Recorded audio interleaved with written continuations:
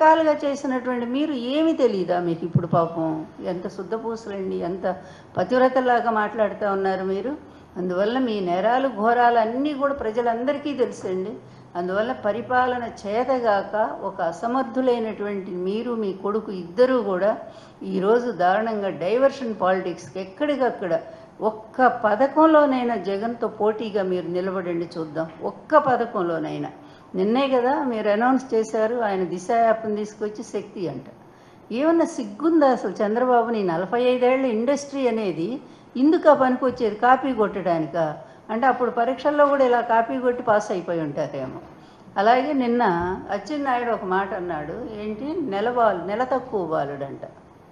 జగన్ గారిని ఉద్దేశించి నెల తక్కువ బాలుడు కనుకనే ఈ విధంగా చేస్తున్నాడని ఏదో మాట్లాడాడు అచ్చెన్నాయుడు. అదే నేను అడుగుతా ఉన్నా, నెల ఎక్కువగా పుట్టావా నువ్వు అచ్చెన్నాయుడు? నువ్వను లోకేష్ ఇద్దరు కూడా ఓ నెల ఎక్కువ 11 నెలలకు పుట్టారా, అందుకనే అంతంత భారీ శరీరాలు వచ్చినాయా మీకు? మరి అంతే అనాల్సి వస్తుంది. నెల తక్కువ అబ్బాయి అయితే నెల ఎక్కువ మీరు పుట్టారేమో మరి, అందుకనే ఇన్ని నేరాలు ఘోరాలు చేస్తున్నారు. నెల తక్కువ పుట్టినా లేకపోతే ఆయన సరిగ్గానే పుట్టినా కూడా ఆయన చేసినంత మంచి పరిపాలన రాష్ట్రంలో ఒక సువర్ణ అధ్యాయం. అది రాజకీయ చరిత్రలోనే, భారతదేశ రాజకీయ చరిత్రలోనే జగన్ గారి పరిపాలన ఎన్టీఆర్ని, రాజశేఖర రెడ్డి ఇద్దరినీ కూడా మించిపోయిందని చెప్పి గొప్ప గొప్ప విశ్లేషకులే మాట్లాడారు. మీరు ఒక్కసారి మేధావులను కనుక్కోండి. ఈ మేధావులు ఒక వర్గానికి సంబంధించిన, ఒక్కలానికి సంబంధించిన మేధావులు కాదు, వాళ్ళు రెండు వైపులా మాట్లాడారు. తెలుసు, జయప్రకాష్ నారాయణ లాంటి వాళ్ళు కూడా ఆయన ముందు పొగిడారు, మళ్ళీ వచ్చి ఎలక్షన్ టైంలో వాళ్ళకు అనుకూలంగా మాట్లాడారు. ఈ 2 నాలుకల మేధావులు మనకు వద్దండి. నిజమైనటువంటి మేధావులను కనుక్కోండి. ఈ అవకాశవాద రాజకీయాలు కాకుండా నిష్పక్షపాతంగా ఈ రాష్ట్రానికి అన్ని వర్గాలకి, పేద వర్గాలకి, విద్యార్థి వర్గాలకి ఎడ్యుకేషన్ కానీ లేకపోతే వైద్యం కానీ అన్ని రంగాలకి సమన్యాయం చేసి పరిశ్రమలను భారీగా తీసుకొస్తే ఈరోజు మొత్తం పరిశ్రమలు రాష్ట్రం నుంచి వెళ్ళిపోయేటట్టు మీ రెడ్ బుక్ రాజ్యాంగాన్ని రూపొందించుకున్నారు. ఎటుపోతుంది? మీకు ఆంధ్రప్రదేశ్ మీద గౌరవం లేదు, ప్రజల మీద అస్సలు ప్రేమ లేదు. మీకు కావాల్సిందల్లా మళ్ళీ అధికారాన్ని అడ్డం పెట్టుకొని ప్రత్యర్థి పార్టీలని లేకపోతే ప్రతిపక్షాలని పూర్తిగా ధ్వంసం చేయటము, మేమే ఎప్పటికీ ఉండాలా, నా కొడుకును మళ్ళీ ముఖ్యమంత్రిని చేసుకోవాలని ఒక ధ్యేయంతో మీరు ఈరోజు పరిపాలన సాగిస్తూ ఉన్నారు. అందుకని అవకాశం వస్తే జగన్ మీద మర్చిపోయి ఒక్కడి గుర్తు, హత్యా రాజకీయాలు నాకు తెలియదు అన్నారు కదా. జగన్ గారి మీద 2 సార్లు హత్య చేయించిన ప్రయత్నం చేసింది ఎవరండి? మీరేగా, మీ ప్రభుత్వంలోనే కదా. ఆ టైంలో కూడా ఎయిర్పోర్ట్లో అది ఏఎన్ఐ అనుకుంటా ఆ రిపోర్ట్ ఇచ్చారు కదా వాళ్ళు. సో స్పష్టంగా ఇచ్చారు, ఇది హత్యా ప్రయత్నమే, కోడికత్తి అంటూ మీరు ఎగతాళి చేశారు. ఆ కోడికత్తి తగిలే గోదావరి జిల్లాలో ఒక అతను చనిపోయిన విషయం కూడా వెలుగులోకి వచ్చింది కదా.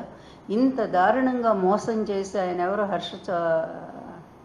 హర్ష చౌదరి ఏదో ఉన్నాడు ఆయన పేరు అక్కడ వేరే ఎయిర్పోర్ట్లో, హర్షవర్ధన్ చౌదరి.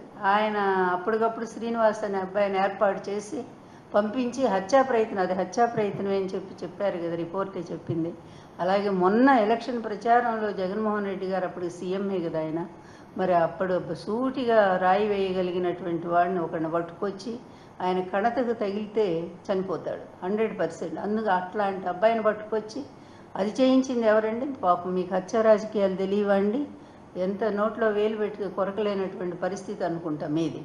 ఇంత దుర్మార్గుడు అయినటువంటి నువ్వు ఇన్ని హత్యలను ప్రేరేపించావు నాకు తెలియదా చంద్రబాబు?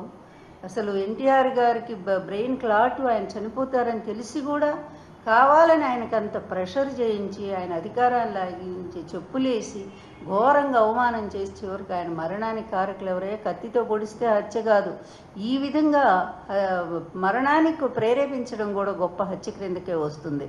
అలాంటి నువ్వు ఈరోజు కబుర్లు చెప్తా ఉన్నావు. జగన్మోహన్ రెడ్డి గారిని చంపించడానికి అడుగడుగునా నువ్వు డైరెక్ట్గానే అన్నావు, ఇదిగో జగన్ నిన్ను చంపితే ఏం చేస్తావు, నీకెవరు దిక్కని నువ్వు అడిగావా లేదా? ఓపెన్గా పోలీసుల మీద అటాక్ చేయించింది ఎవరు? అదిగో చంపండి, వెళ్ళండి అంటూ పాపం ఒక పోలీస్ కన్ను కూడా పోగొట్టుకున్నాడే.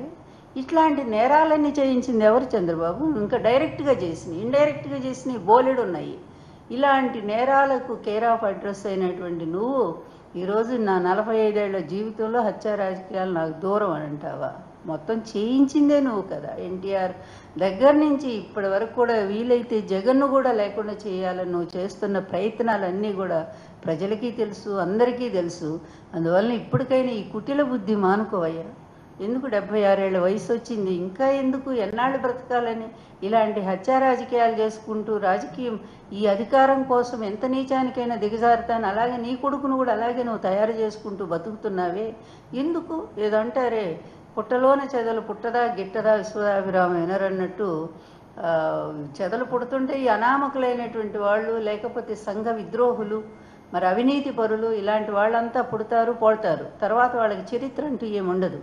ఎప్పుడైనా చరిత్రలో మంచి చేసిన వాళ్ళు మాత్రమే ఉంటారనే సత్యం తెలుసుకో. అందువల్ల ఇకనైనా సరే ఇట్లాంటి ఈ మాటలు, ఈ సూక్తి ముక్తావళి మానేసి వాస్తవాలు ఏంటనేది నువ్వు గ్రహించు. ముఖ్యంగా ఈ రాష్ట్రానికి మేలు చేయమని మేము కోరుతూ ఉన్నాము. నువ్వు ఇచ్చిన హామీలు కనీసం ప్రారంభించు.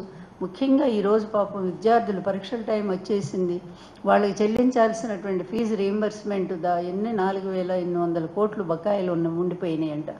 మరి వాటన్నిటిని కూడా చెల్లిస్తే విద్యార్థులు చక్కగా పరీక్షలు రాసుకొని చదువుకుంటారు. విద్యా వ్యవస్థను నాశనం చేయొద్దు. నువ్వు నీ నారాయణ కాలేజీల కోసం, ప్రైవేటు విద్యారంగం కోసం ఈ విధంగా అమాయకులైనటువంటి పేద పిల్లల్ని, ఎస్సీ, ఎస్టీ, బీసీలకు సంబంధించిన, అదేవిధంగా మిగిలిన అగ్రవర్ణాల్లో కూడా పేద